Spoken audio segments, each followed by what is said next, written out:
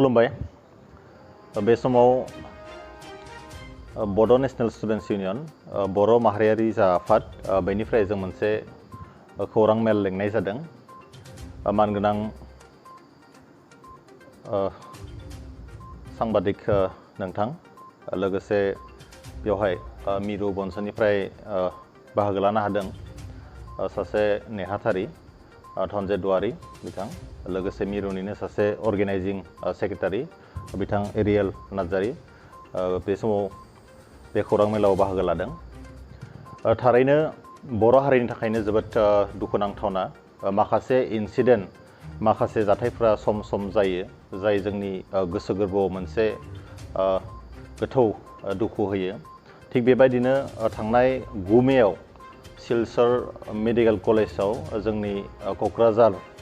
जिल्लानि सिङाव थानाय जिबिल गामिनि सासे गुनगोनां फरायसुलि जायनिखि सिलचर मेडिकेल कलेजाव BSc नार्सिं खालामगासिनो दंमोन फरायसुलिया 9 मेयाव हरनि 9:30 सुइसाइड खालामदों होननानै माखासे खोथा ओंखारदों दा बेखौ लानानै जों जोबोद बर' माहारियारि आफाद हिसाबै दुखु मोनदों जोङो दुखुथिया न'खरजों लोगोसे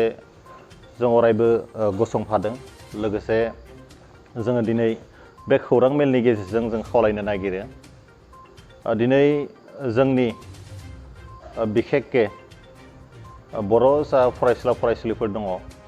बिथांमोना गुबुन गुबुन जायगायाव सोलोंथाइ लानो थाङो गुन गोनां सोलोंथाइ लानो थाङो बेवहाय माखासे जाथायजों बिथांमोना मोगा मोगि जानो गोनां जायो बेराफारसेथिं सासे गुन गोनां फरायसुलिया अबथिरायै जिउ खोमानांनायाव बर' हारिनि मोनसे गिदिरथार खहा जादों होननानै जों सानो बेनि थाखायनो आसाम सरकार लोगोसे BTC सरकार लोगोसे आसाम पुलिस जोङो खावलायो बिथांमोना थाबैनो जि जाथाय जालांदों बेनि सायाव मोनसे स्पेसियेल इनभेस्टिगेसन खालामनानै जाथायनि जा गुमुर बेखौ दिहुननो नांगौ मानो होननानै बुङोब्ला जाथाया एसे सन्देह जाथावना माखासे बाथ्रा ओंखारदों सोरबा बुंदों माखासे डिप्रेसननि थाखाय सुइसाइड खालामदों माखासेया बुंदों माने एसे गाज्रि माने लामाथिं लांनानै बेखौ सोरबा एसे मार्डार खालामदों दा जाथाया जियानो जाथों हारिनि गिदिरथार लस जादों दा बेनिखायनो बेनि आन्दोआव मा गुमुर दङ जोङो बन्सनिफ्राय बड' नेशनेल स्टुडेन्ट्स इउनियननिफ्राय रोखायै जों खावलायो जे आसाम सरकार आसाम पुलिस आरो BTC गभर्नमेन्टआ थाबैनो बेनि सायाव मोनसे स्पेसियेल इनभेस्टिगेसन खालामनांगौ जोङो न'खरनि जानानै बर' हारिनि जानानै थार बिजिरनायखौ लुबैगोन आरो जुदियोब्ला जोंनि फरायसुलिफ्रा बिदि गोजानाव फरायनो थांनानै गावनि अबथिरा जिउखौ खोमानो गोनां जाबाय थायोब्ला जोङो सरकारनि हेंथायै गोख्रों गणतान्त्रिक भाबै जों आन्दलन खालामनो गोनां जागोन मानोना जोङो जोंनि हारिनि खहा जानायखौ मालाबाबो लुबैया हारियाव माखासे जाथायफोरा जालांगासिनो दङ जों नुदों माखासे समाव जोंनि गभर्नमेन्टआ बुंदों जे जों हारिखौ रैखाथि होगोन हारिनि थाखाय खामानि मावदों नाथाय दिनै सासे गुन गोनां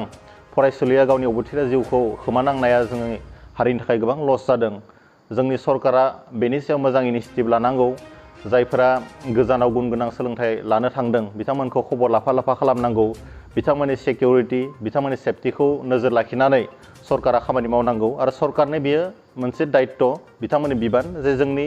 धोन सम्पति जोंनि जिउ जोंनि गासैबो बिथिङाव बिथांमोना जाहाथे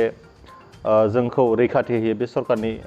बिबान दा बेनिखायनो जों खावलायगोन जे फैबाय थानाय समाव बेबायदि जाथाया जाहाथे जाया जोङो जेखौ बुजि मोन्दों बे मोनसे जाथायनि जा आन्दो बे आन्दोआव मोनसे गिदिरथार षड्यन्त्रबो थानो हानाय दिनै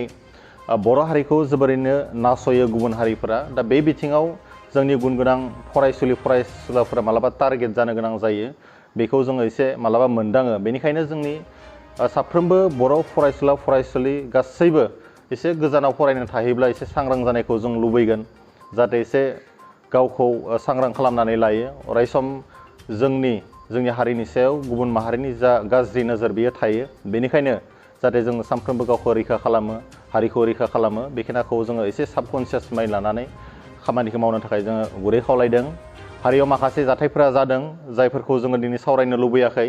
जों बन्सनिफ्राय जोङो नोजोर होदों गोथौयै दुखु मोननाय फोरमायदों फैबाय थानाय समाव हारिखौ बोरै बेफोरनिफ्राय जों मोजां मोनसे लामायाव लाबोनो हागोन जोङो जोबोद सिरियास बेनि सायाव जों फैबाय थानाय समाव माखासे हारिनि बिथिंखौ लानानै माखासे जेंनाखौ लानानै जोङो खामानि मावनो थाखाय जों साखाफारा जादों। जों एवारनेस लाबोगोन, जोङो गामि गामि हाबनानै माखासे जेंनाफोरखौ सावरायनानै सुस्रांनो हायो नामा बेनिबो राहा लामा नागिरगोन। करिश्मा ब्रह्म बिनानावनि जा जिउ बेयो सोरगोआव आलो गोजोन जायगा मोनथों जों आसा खालामो। जोङो थारैनो जोबोद माने दुखु मोनबाय, सासे गुन गोनां फरायसुलि जोङो गले गले बुंनो गोनां जादों, सासे गुन गोनां फरायसुलि माने सासे मोजां फरायसुलिया दिनै अबथिरायै जिउ थांनो गोनां जादों। दा बेनिखायनो फैबाय थानाय समाव सरकारजों लोगोसे जोंनि रायजो राजायाबो सांग्रां जायो जों खावलायदों। आरो थाबैनो जुदि बिथांमोननि जा न'खर, बिनानावनि न'खर आरो जोंनि हारिया जुदि थार बिजिरनाय मोनाब्ला बनसुआ ओरैनो जिरायनानै थानाय नङा। जोङो थाबैनो गणतान्त्रिक भाबै आन्दलन खालामगोन। जोंनो जेरैखि जाया थार बिजिरनायखौ नांगौ। Thank you.